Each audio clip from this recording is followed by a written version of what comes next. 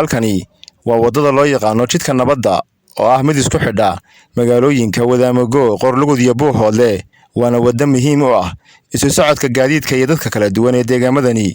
dadka ku dhaqan deegaankan ayaa hab isku tashiya hore ugu bilaabay dhismaha wadadani, balse xukuumadda Soomaaliland oo hormuudka ka yahay madaxweyne Muuse Biixi Cabdi ayaa dhawaan ballan qaaday inay dhammaystiri doonto dhismaha wadadani.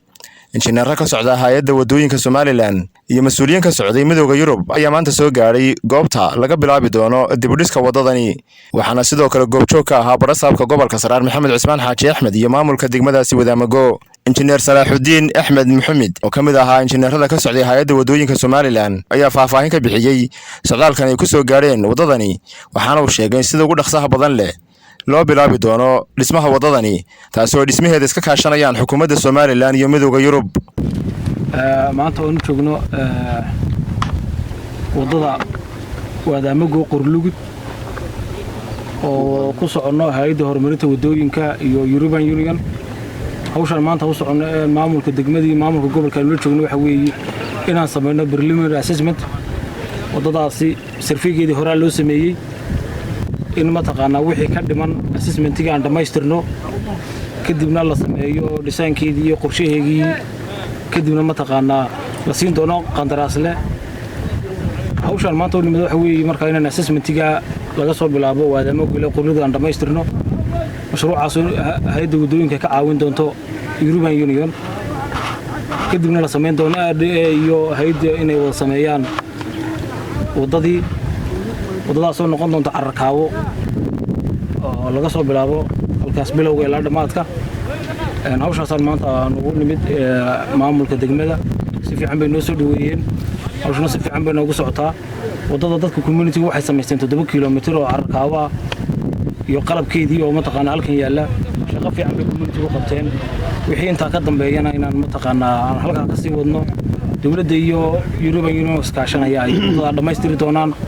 sida ugu dhaqso badan sanadka soo socda haddii Allah ma taqaana Ilaahay uu ogolaado. xogayaha dawladda hoose ee degmada Wadaamago, isuduwaha hay'adda qandaraasyada qaranka ee gobolka Saraar, xogayaha dawladda hoose ee degmada Caynaba, taliyaha qaybta booliska ee gobolka Saraar, xildhibaano ka tirsan golaha deegaanka ee degmada Caynaba iyo waxgaradka degmadaasi Wadaamago ayaa madaxweynaha Jamhuuriyadda Soomaaliland mudane Muuse Biixi Cabdi uga mahadnaqay sida uga dhabeeyay ballanqaadkiisii hore ahaa in xukuumadda Soomaaliland dhammaystiri doonto dhismaha wadadani. saaka waxaan joognaa wadadii la magac baxday wadada nabadda ee isku xidhaysay saddexda gobol oo saaka magaranaysa assessment-keedii la qaadayo magaalada Wadaamago ilaa iyo Qorlugud. injineerka ka socda dawladda iyo qolyahan hay'adaha ay gacanta ka siinaya dawladda kaashanaya iyo hay'adaha la midka waxaan hadda marka koobaad soo dhaweynaynaa injineerada noo yimi oo si fiican magaranaysa assessment-kii u qaadaya ilaa iyo magaranaysa 5 kiiloomitir baan soo soconno. kaamkan wuxuu ku yaalaa meel 5 kiiloomitir magaranaysa Wadaamago u jirta. mar labaadkana haddaan nahay maamulka iyo dadweynaha deegaanada Wadaamago iyo Qorlugud iyo ilaa iyo Buuhoodle, waxaan u mahadcelinaynaa xukuumadda Jamhuuriyadda Soomaaliland iyo madaxweynaha Soomaaliland ee qorshahan uu kowga ka yahay soo fuliyay. insha Allahna maanta waxa weeye wadadii daway bilaabmaysaa. dadkii hadalka waday ee deegaanadan ahaana waxaan u sheegaynaa inay xukuumadda u mahadceliyaan hadalka iyo waxa ay ka daayaan wadadii ay sidaa imika ku bilaabmaysaa insha Allah tacaala. waxaanu aad u soo dhaweynaa haddaan nahay dadweynaha reer Wadaamago wadadan dhismaheeda imika la bilaabayo insha Allah bidulaahi kariim. wadadaasoo in badan aan sugaynay oo xukuumadda hawsheeda waday oo aan ka warhaynay oo maanta sarfayga ugu dambeeyay uu marayo aad baan u soo dhaweynaynaa. waxaan aad u mahadcelinaynaa madaxweynaha qaranka oo aan warkeeda hayno inuu si aad u dadaalay wadadan maanta la bilaabo amar cadna uu ka bixiyay. aad baan madaxweynaha u mahadcelinaynaa. waxaan kala aad u soo dhaweynaynaa injineerada iyo hay'adda taageeraysa dawladda ee wax ka qabanaysa wadada. runtii maanta waxaynu joognaa wadadii la magac baxday wadada nabadda, halkii kaamkii ay qalabkii lagu sameeyay carratuurka 7 kiiloomitir taasoo runtii qalabkaadii noqday carratuurka 7 kiiloomitir fuliyeen oo sameeyeen dadka deegaanka runtii oo ay ku darsadeen waddada maantana waxaynu joognaa qaybtii labaad oo ay xukuumaddu ku darsanayso waxaan ku soo dhaweynaynaa injineerada ka socda wasaaradda horumarinta jidadka runtii waxaan halkan uga mahad celinaynaa injineerada ku shaqada leh waddooyinka waddadaas oo dhul dhan 7 kiiloomitir markay ugu yar tahay dadka communitigu ay dhigteen carrakaawadii oo u baahan oo iminka kala saar ayaanu joognaa waxaanu aad iyo aad halkan aanu uga salaamaynaa madaxweynaha jamhuuriyadda somalilan mudane muuse biixi cabdi oo ay waddadani ku jirtay ballanqaadkii xisbiga kulmiye intaana aanuu soo samraynay muddo fara badanna ay gaadhayso wakhtigaa waddadaa la sugayay in la dhammaystiro la dhaqaajiyo maanta uunbay guntii iyo gebagabadii loo diyaargaroobay injineeradii joogaan sarfayga wixii hore loo qaaday iminkana waa dhaqaajintii waxaanu joognaa waddadii nabadda meeshii seedka u ahayd ee qalabkuu yiilay runtii waxa weeye maanta waxay noo tahay farxad weyn gobol ahaan gobolka Saraar oo bala saabkiina hogaaminayo injineerinta oo ka socota wasaaradda hawlaha guud iyo hay'adahan European Union oo u socda inay bilaabaan waddadii assessment ka qaadaan siday noo sheegeen runtii waddadan oo hadda ilaa 7 kiiloomitir caratuurka yaalo mujtamaca gobolada Togdheer Saraar iyo Buuhoodlaba muddo badan bay markaa ku dadaaleen inay wax ka qabtaan wayna muuqataa waxqabadkoodii hadday tahay qalabka aynu la joogno iyo hadday tahay ciidda xukuumadduna in badan bay wax ka geysato waxa weeye kala dambeeyey hadda ka hor sarfayn baa laga saaray waddada dheer ilaa Qorlugu socday kolley in badanna sarfayno hore iyo assessment hore badan waa laga sameeyey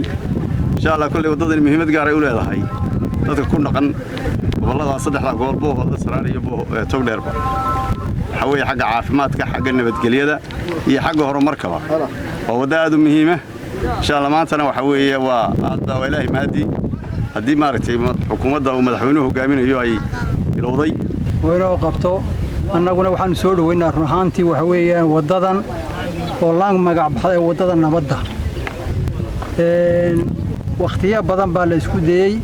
community-ga iyo dadka deegaanka inay hawshan wax ka qabtaan iyo xukuumaddu gacan siinisay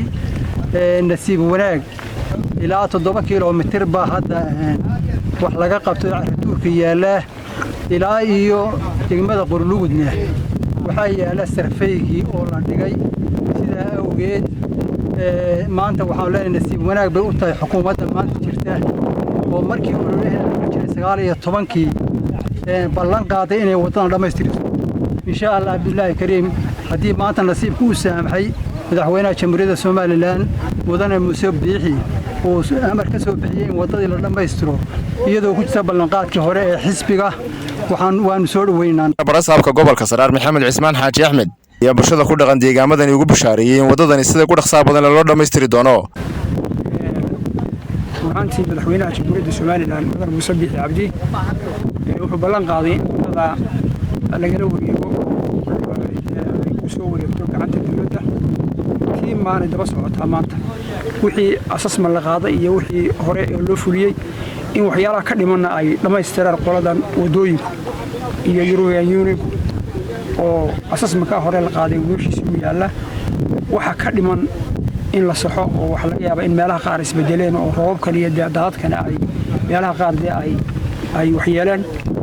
in ay waxa ka dhiman ay qoraan si waddadaasi ay noqoto waddo qurux badan oo runtii muddo badan anfacda deegaanka iyo goboladan isku xidhaysa Buuhoodle iyo Togdheer iyo Saraarba run ahaantii ilaahay baa qadaray oo qadarka ilaahay horta waxbada ku soconayaan laakiinse waxa weeyaan hawl la bilaabay inay dhammaystiranto muhiim ah oo la og yahay